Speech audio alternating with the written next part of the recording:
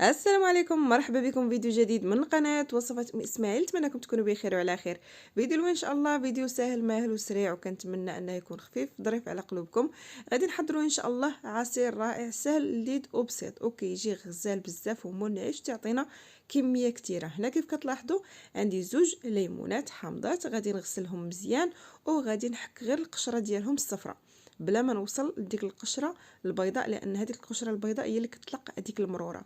غادي نحاول ناخد فقط القشر الاصفر، ولا كان عندكم حتى الليمون الاخضر راه كيعطي نكهه رائعه بزاف وقويه على هذا الاصفر.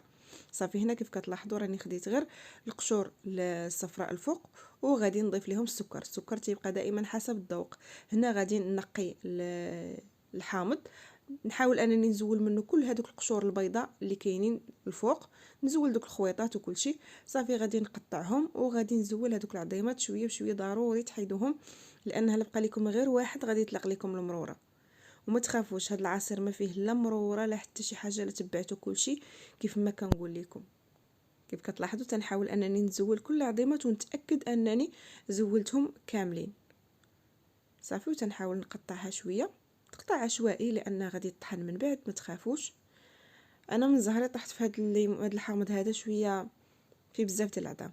صافي وغادي نحاول نبقى نضغط عليه بهذا الشكل هذا مع السكر والحامض وهذوك القشور، كيتلقوا واحد النكهه رائعه. وخا يبان لكم بانه كان ممكن نطحنوا بلا ما ندير هاد الحركه هذه او هاد المرحله هذه، لكن صدقوني هاد المرحله هذه بالضبط وهاد الطريقه كتفرق في المذاق، لانني انا طحنتهم ديريكت في الكاس وجربت انني نخدمها بهذه الطريقه هذه، جات غزاله بزاف. والفرق كان واضح. هنا عندي يوغورت 150 غرام بنكهه الاناناس، يعني بمذاق ديال الاناناس وفيه حتى طريفات.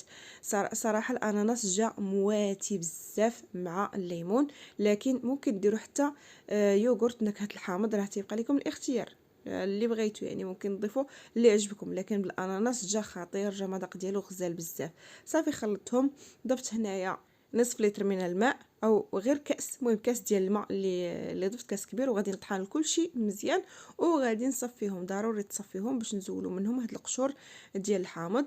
هنا الكميه اللي ضفت ديال الماء كامله هي لتر ونصف، لتر ونصف ديال الماء اللي ضفت ليها كامله. صافي وقدمتها بالصحه والراحه، كتجي غزاله بزاف، كيجي رائع ولذيذ لذيذ ما تشبعوش منه. كيف قلت لكم جربوه نتوما باي مذاق بغيتو، لكن المذاق ديال الاناناس والليمون جا رائع.